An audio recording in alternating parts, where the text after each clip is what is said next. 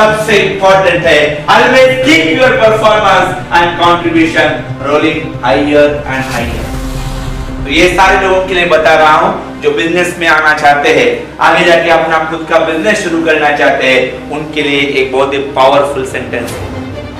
अगर आपको बिजनेस में आना है, अगर आपको बड़ा काम करना है, तो आपको सबसे पहले एक इंपॉर्टेंट चीज करना पड़ता है, always keep your performance and contribution higher and higher बोला जाता है। आपका जो कंट्रीब्यूशन है, आपका जो बिजनेस का कंट्रीब्यूशन है, आपका जो काम का कंट्रीब्यूशन है, आपका जो परफॉर्मेंस है, ये परफॉर्मेंस का ग्राफ हमेशा ऊपर आना चाहिए। परफॉर्मेंस का ग्राफ हमेशा ऊपर आना चाहिए। ऐसा काम आपको करना पड़ता है। यस और no? I want to start my college. ये मेरा तो करूंगा, ये सोच है। तो थोड़ा सा खुद को सवाल पूछना दोस्तों, कि आप अभी जो कुछ भी कर रहे हो, भाऊ अभी जो कुछ भी कर रहा है, क्या वही कंटिन्यू करेगा, क्या कुछ अलग करेगा?